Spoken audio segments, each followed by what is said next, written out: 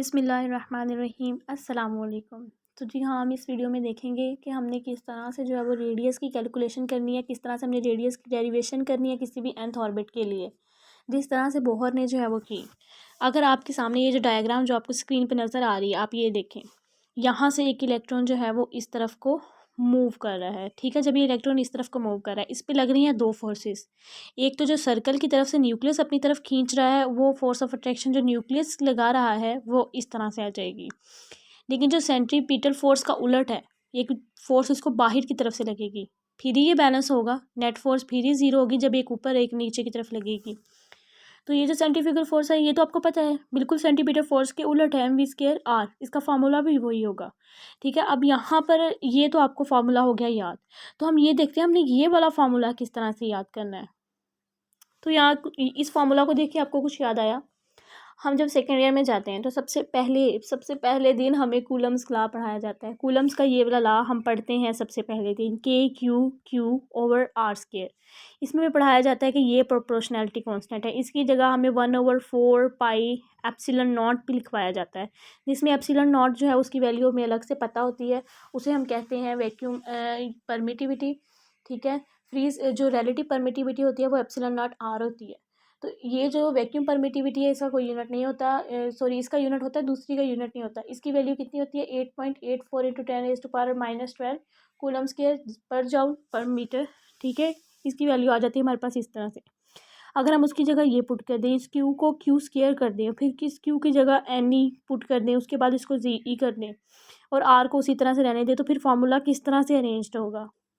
तो ये देखिए, फिर फार्मूला हमारे पास आ जाएगा इस तरह से। ठीक है, पहले इसको मैंने K/Q², फिर मैंने K की वैल्यू इसके अंदर पुट की, फिर इसके बाद मैंने Q को Ne के बराबर पुट किया, फिर मैंने N को Z कहा। ठीक है, जो यहाँ पे प्रोटॉन, यानी कि मेन फार्मूला वही है। लेकिन केमिस्ट्री के अंदर और टर्म्स यूज़ होती हैं, जैसे यहाँ पर हमने जो है वो ऑर्बिट्स के लिए N1 N2 को यूज़ किया है। लेकिन हम जो फिजिक्स पढ़ते हैं उसमें हम NP यूज़ करते हैं, सीरीज़ बल्मर सीरीज़ वगैरह के लिए, लाइमन सीरीज़ के लिए।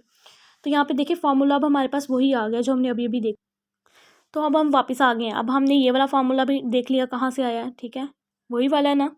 और हमें हमारे पास जो है वो सेंटीमीटर का उलट आ गया। अब हम ये कह सकते हैं कि ये दोनों फोर्सेस जो है वो आपस में बराबर हैं एक दूसरे के। जब हम इनको बराबर कहेंगे तो फिर ही हम इससे रेडियस की जो है वो कैलकुलेशन निकाल पाएंगे। अब हम देखते हैं हम इससे रेडियस की कैलकुलेशन किस तरह से निकाल पाएंगे। ये दोनों फोर्सेस कर दी बराबर।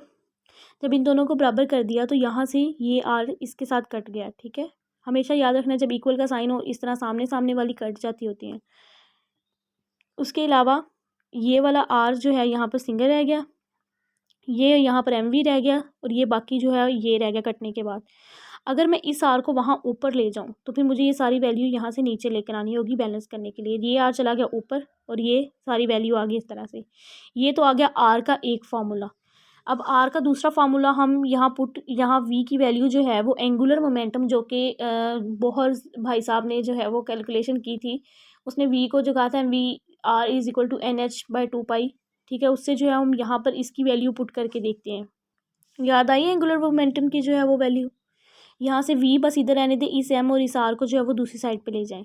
अभी हमने जो वहाँ पर फार्मूला देखा था ना, उसमें उन्होंने v² लिखा हुआ था, तो अब हम इस पूरी वैल्यू का स्क्वायर लेंगे। ठीक है, ताकि हम उसको वहाँ पर पुट करना आसान हो जाए।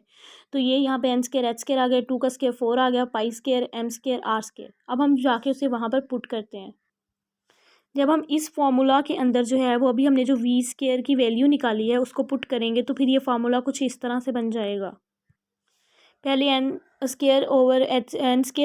के नीचे ये सारी वैल्यू होगी, फिर ये थर्ड डिवीजन में, फिर ये ऊपर चली जाएगी। ठीक है, अब ये आ गई हमारे पास इस तरह से। अब मैं इसको रोटेट करके आपको दिखाती हूँ। ये आप देखें गौर से। ठीक है, अब आपको नज़र आ रही है ना। अब ये वाला जो है एक यहाँ पर जो आपको रेडियस का स्क्वायर है और ये रेडियस ये आपस में, यानी कि ये स्क्वायर है ना, तो इसमें से एक कट गया इस रेडियस के साथ। ये 4 इस 4 के साथ कट गया, ये पाई इसके एक पाई के साथ कट गया। ठीक है, उसके अलावा ये m इसके एक m के साथ कट गया। ठीक है, ये यहाँ इसके साथ कट गया। अब यहाँ हमारे पास क्या बचा, अब तो आर ये वाला बच गया, वो वाला आर तो बचा ही नहीं। तो फिर मैं ये सारी वैल्यू ले जाऊँगी यहाँ पर नीचे आर के अलावा, और ये वाली सारी वैल्यू जो बच गई ये से ले जाऊँगी यहाँ पर ऊपर। जब मैं इस तरह नीचे ऊपर ले जाऊँगी तो फिर ये वाला आर सिर्फ यहाँ पर रह जाएगा। ठीक है, सिर्फ और सिर्फ ये वाला आर यहाँ पर रह जाएगा और बाकी सारी वैल्यू जो है वो कुछ इस तरह से अरेंज हो जाएगी, कुछ इस तरह से जो है वो अरेंज हो जाएगी। आप भी करके देखिए, आपका भी यही आंसर आएगा। यहाँ पर अगर Z1 हो, अगर हाइड्रोजन हो तो ये 1 हो जाएगा, तो ये ख़त्म हो गया। अब पीछे इस एन स्क्वायर को निकाल कर ये जो बाकी सारी वैल्यू है ना, ये कांस्टेंट है। अगर आप इस एप्सिलॉन नॉट की जगह इसकी वैल्यू मैंने भी स्टार्ट में बताई थी वो पुट कर दें, एच की जगह प्लांक्स कांस्टेंट वाली वैल्यू जो है वो पुट कर दें 6.62 इंटू 10⁻34 जूल सेकेंड। पाई आपको पता है 3.14 होता है। मास आपको पता होगा, अगर आप हाइड्रोजन करें तो 1 होगा, कुछ और करें तो कुछ और होगा। इस तरह से आपको इलेक्ट्रॉन की वैल्यू भी पता है, ठीक है, 1.6 इंटू 10⁻19। जब आप ये सारी वैल्यू इसके अंदर पुट कर दोगे तो आपके पास आंसर आ जाएगा ये। और ये 10⁻10 को आप एंगस्ट्रम कह सकते हो, और साथ आपके पास एन स्क्वायर आ जाएगा, ठीक है। ये सिर्फ एन स्क्वायर निकलेगा ना, ये सारी वैल्यू की जगह ये वाली वैल्यू आ जाएगी। यानी कि इस तरह से आपके पास एन स्क्वायर और साथ ये वाली वैल्यू आ जाएगी। इसका मतलब ये हुआ कि अगर आप इस एन की जगह 1 पुट करोगे तो फिर आंसर यही आ जाएगा। 2 पुट करोगे तो 2 2 4, और 4 को जब इसके पूरी टर्म के साथ मल्टीप्लाई करोगे तो आंसर आ जाएगा ये।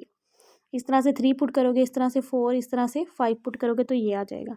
अगर आप 1 और 2 का डिफरेंस लो, उसके बाद 2 और 3 का लो, तो आपको पता चलेगा जैसे जैसे आप डिफरेंस ले रहे हो तो उसके दरमियान जो डिस्टेंस है वो बढ़ता ही जा रहा है। देखिए रेडियस की वैल्यू भी बढ़ रही है। जो से यहाँ पर अगर आप एन की जगह 2 पुट करोगे तो रेडियस 4 टाइम्स हो जाएगा, क्योंकि ये स्क्वायर है। और अगर 3 पुट करोगे तो 9 टाइम, अगर 4 पुट करोगे तो 16 टाइम्स हो जाएगा, as compare to first orbit की बात कर रही हूँ मैं। तो उम्मीद है जो आपको जो है वो इसकी समझ आ गई होगी। बहुत आसान है इसकी वैल्यू। इसके लिए जो है वो मेन ये वाला फार्मूला जो है वो आपको अपने ज़हन में रखना होगा, ठीक है। बाकी जो है वो आप इसकी डेरिवेशन, जब आपके ज़हन में इसकी डेरिवेशन आ जाएगी ना, तो आप कहीं भी बैठे हो, आपको ये फार्मूला नहीं भी याद आ रहा, तो आप डेरिवेशन के अकॉर्डिंग जो है वो इसको सेटअप कर लोगे। तो इंशाल्लाह नेक्स्ट टाइम एनर्जी की भी कैलकुलेशन देखेंगे कि वो किस तरह से हुई। बाकी आप मुझे दुआ में याद रखिएगा। अल्लाह हाफिज़।